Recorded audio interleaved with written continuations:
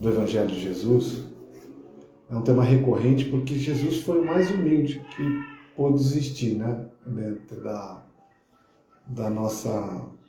do nosso conhecimento de todos os seres que já habitaram esse planeta Terra.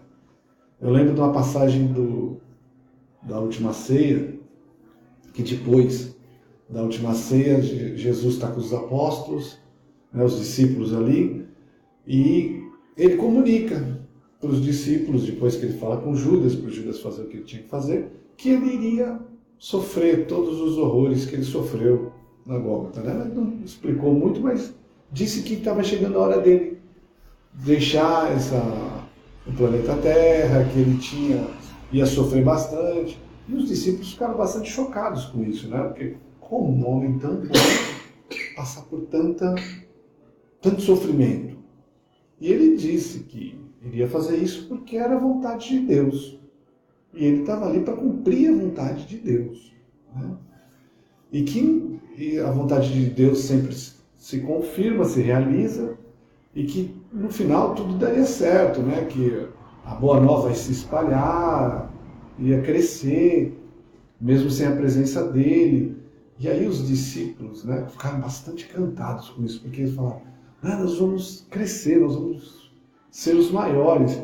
Então eles começaram a se engrandecer e falar que eu vou entrar na terra, eu vou entrar naquela cidade, vou falar com o governador, vou falar com o homem do sinédrio. Então começou já a haver uns deslumbres de grandeza entre os discípulos, e Jesus percebeu isso, né?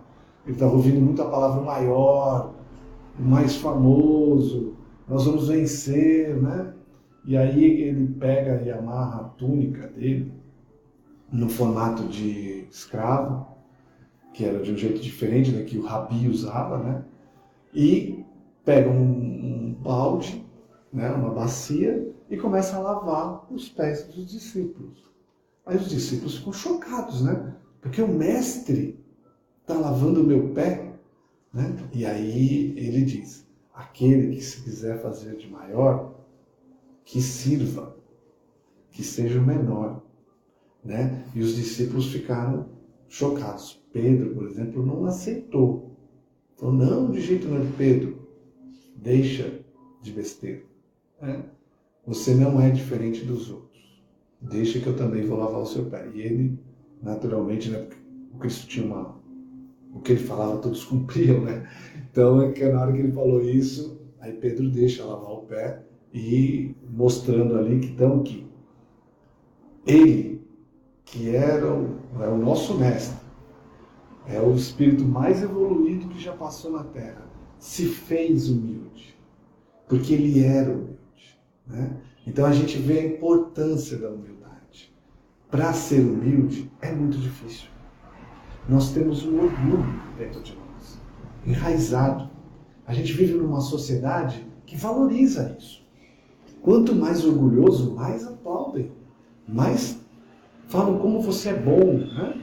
Se você for humilde, for só fazer o bem, ficar quietinho, passa despercebido. Ninguém fala nada. Agora, bate no peito, enfrenta os outros, né? O mundo, de um modo geral, ele é dominado pelos orgulhosos, pelos fortes, né? Pelos poderosos. Não tem poderoso humilde. O poderoso é orgulhoso. Só que ele tem poder aqui na Terra. Ele tem o poder porque ele usa da força. E o que adianta tudo isso? Porque ele humilha as pessoas, ele provavelmente faz mal para as pessoas, porque tem o poder e usa para seu próprio benefício, ao invés de ajudar os outros. E com isso o filho vai criando débitos. Né? Porque está infringindo as leis divinas.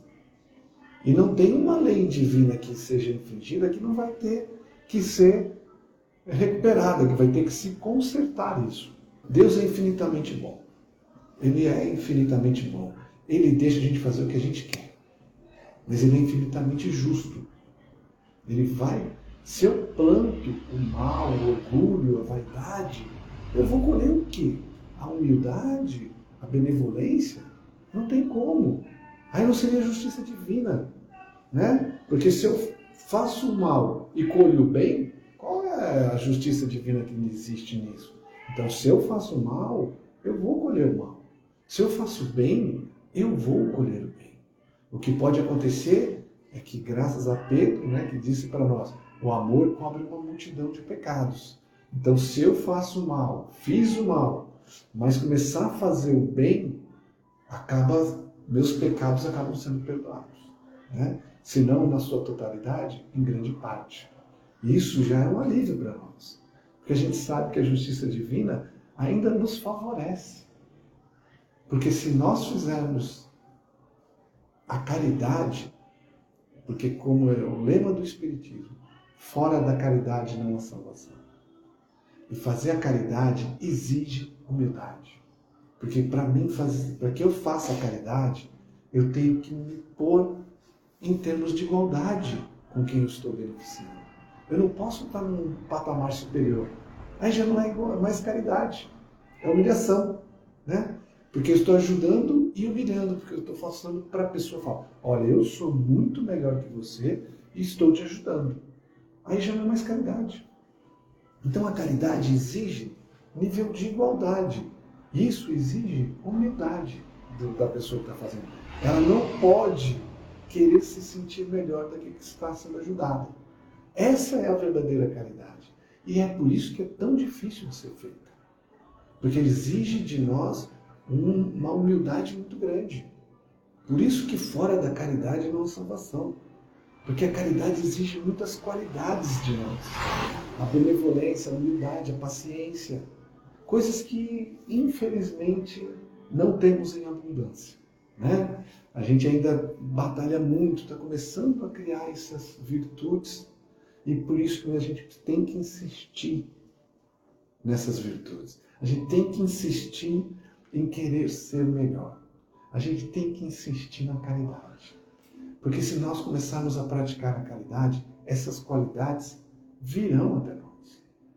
E eu sempre falo, a caridade, a virtude, o defeito que nós temos, o orgulho, o egoísmo, a vaidade, a impaciência, elas não são coisas que a gente joga fora. Na verdade, as qualidades tomam o seu lugar. Então, se eu sou orgulhoso, eu preciso ser humilde para que o meu orgulho vá embora. Se eu sou egoísta, eu tenho que ser fraterno para que o meu egoísmo vá embora. Eu não tenho como estalar um dedo e falar assim, a partir de hoje eu não sou mais orgulhoso e não sou mais egoísta. Infelizmente não dá certo, né? Porque é uma mudança muito grande dentro de nós. A gente precisa ter muito cuidado com essas mudanças, porque elas não são feitas da noite para o dia.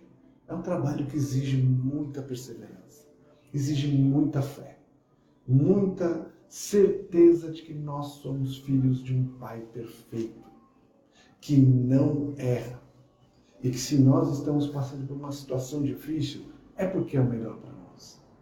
Porque o Pai que ama o seu filho quer o seu bem. O Pai é perfeito. Então, se existe para nós um motivo que nós não estamos satisfeitos, a gente precisa parar, olhar para dentro e tentar aprender. E não nos revoltar. A revolta é um orgulho que nós temos. Não aceitar a vontade divina. Quando a gente faz o Pai Nosso, a gente fala que seja feita a sua vontade. É a vontade de Deus. A gente todo dia reza o Pai Nosso. Todo dia nós falamos essa frase, mas nós acreditamos nessa frase na verdade? Nós pensamos nessa frase quando a gente está passando por dificuldades? Que seja feita a vontade do Pai, não a minha. A minha quer facilidades para mim. O Pai quer minha melhoria e por isso me testa, me prova. Me põe em situações que exigem que eu saia dessa situação melhor, maior, mais próximo dele. Esse é o nosso destino. Se aproximar de Deus. Nosso destino não é a morte, porque a morte não existe. Nós somos espíritos imortais. Nós não somos este corpo. Este corpo vai ficar nessa encarnação. Assim como toda a matéria que a gente tanto quer, que a gente tanto deseja, a gente tanto briga por essa matéria, ela vai ficar toda aqui. Agora, o espírito e as virtudes que nós conseguirmos vão ficar sempre. São eternos. Não morrem. E Jesus disse isso para nós. Não fiqueis maravilhados com o que eu faço, pois vós podereis fazer o mesmo e muito mais. Então ele deu para nós que nós vamos ser que nem ele. Não é nessa encarnação, nem na próxima, nem na outra. Mas é um trabalho de ter certeza que isso vai acontecer. E quando a gente tem certeza de que vai acontecer, isso se chama fé. E com fé nós podemos vencer o orgulho.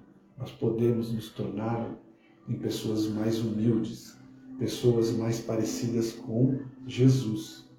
Jesus sempre falava, bem-aventurados os mansos e pacíficos. Ele não falava bem-aventurados os orgulhosos, os que gritam. Não, os que querem a paz, os que buscam a paz. E para buscar a paz, e essa paz é interior, eu tenho que ser humilde. Eu tenho que buscar a humildade. Eu não vou conseguir a paz interior querendo ser melhor que os outros. Eu tenho que ter ciência que somos todos irmãos. Todos filhos do mesmo Pai. Todos temos o mesmo destino. E quando a gente descobre isso, a gente tem certeza do que a gente quer. A gente quer o Evangelho de Jesus nas nossas vidas. Porque ele é o roteiro para que a gente possa ser uma pessoa melhor. Ele é o roteiro para que a gente possa crescer espiritualmente. Que é a única coisa que importa. Porque crescer materialmente pode ser muito bom. Dar segurança para a nossa vida material aqui na Terra. Né? A gente se sente mais seguro, mais estável. É bom ter roupa para vestir, comida para comer, uma casa para morar. Tudo isso é muito bom. Mas tudo isso vai ficar aqui. Então não adianta eu colocar todo o meu desejo na segurança material e não colocar nada na segurança espiritual, no meu crescimento espiritual, que esse é eterno. Tudo que eu crescer espiritualmente vai ficar comigo. Então isso vai me dar uma certeza do que eu estou fazendo a coisa certa. E aí vai ser mais fácil colocar o Evangelho de Jesus nas nossas vidas. Porque ele vai me dar uma segurança espiritual que não é atribulada, que não vai embora com facilidade. Quando eu conseguir isso, eu vou ser uma pessoa mais calma, mais pacífica, mais humilde. E aí eu só tenho ganhos, porque eu estou crescendo espiritualmente. Meu lar vai refletir o meu estado de espírito. Então eu vou ter essa consciência. Por quê? Porque estou com o Evangelho de Jesus na minha vida. Estou com o roteiro para crescer espiritualmente.